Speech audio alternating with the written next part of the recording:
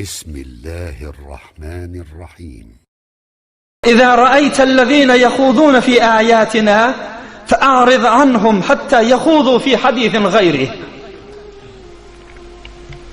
Seni mümin musulmanın gurrunu gurdun Allah'ın hükümleri ayet bulmaya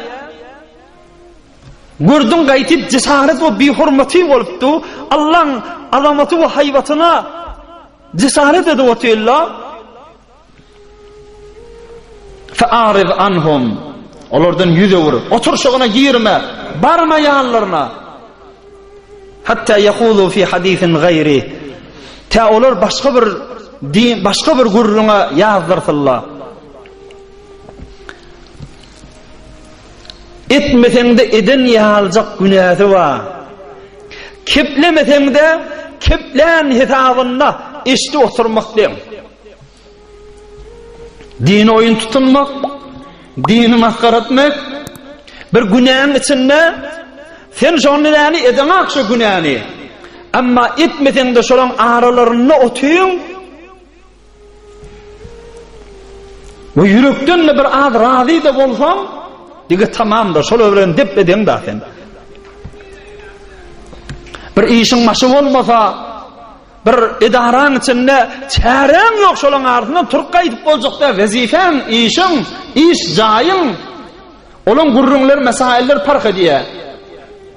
Yöyle turup kaydı bilecek yerinde de yine de özünden bir gayrat köküzmesen, bir dine teassubun bağdığın köküzmesen, bu bolli şolar bilen hukmun dep eden.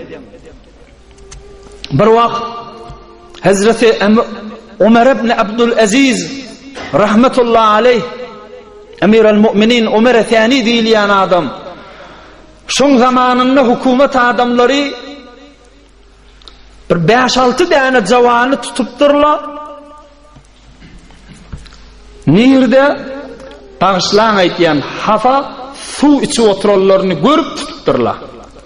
Aralarına şarapxari, arak içme olup şolun arasından yani şoları tutup kayıptırlar. Getir akanı Ömer ibn Abdülaziz'in yanına getirttirler. Bula 5 adammış, 4'ü içiptirler, ağzından iyisi veripti, ama ol bir tanesi içmeptir. Belki iddia ediyor, men ağzımda arada deyip, ağzı bekli adammış. 5'in 4'ü içiptir, o bir tanesi içmeptir, belki ağzı beklemiş, ağzı aradamış. Ol Sultan Ömer ibn Abdülaziz rahmetullahi aleyhin yanına getirttirler. Ya Emir el-Mu'minin şu 5'sini bir otoktan getirdik. 4'ü ağzından iyisi gelip içiptir. O bir tanesi içana içmeyiptir, hatta ağızda bekli olmalısın deyiptirler. Ne meslen hüküm sen elinde deyiptirler. Ömer ibn Abdülaziz deyiptir, İbda'u bih, desrapşı ağız beklimenni yani vurdan başlan deyiptir. Arak içene feyden şallah kurmalı mı hava, desrapşı içmedik, ağzı beklimenni yani vurdun deyiptir. Oğum o 4'ünü vurarsanız deyiptir. Ün çekşini vurun deyiptir. O ne mi deyip peki içine at, peki ağzı beklemiş. Onunla olay deyiptir. Mege Allah'ın emri gelmedi mi? فَلَا تَقْعُدُوا مَعَهُمْ şolar bilen oturuşman demedi mi? İnnekum izen misluhum.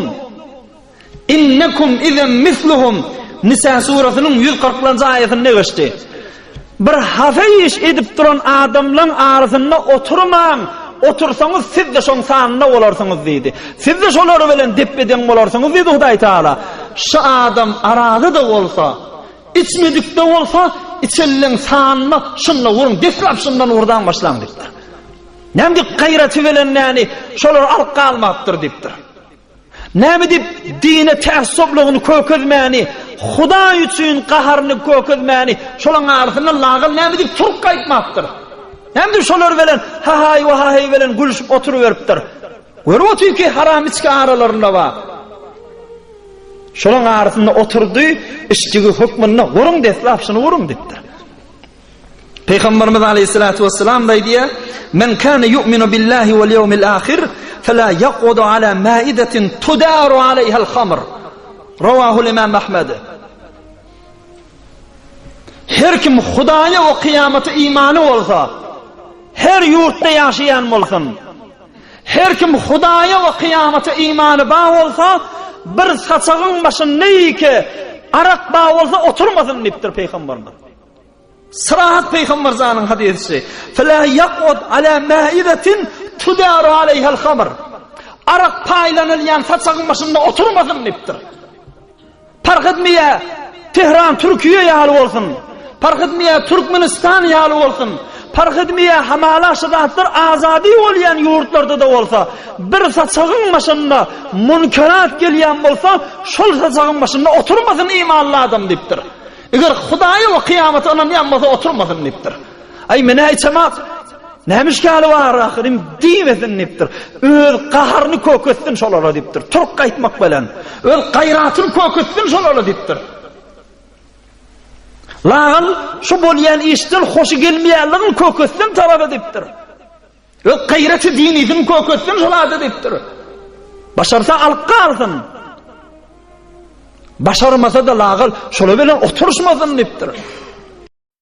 برای مشاهده ویدیوهای بیشتر به کانال یوتیوب سخنرانی‌های علماء ترکمن سر بزنید، مشترک بشید و منتشر کنید، اجر ببرید.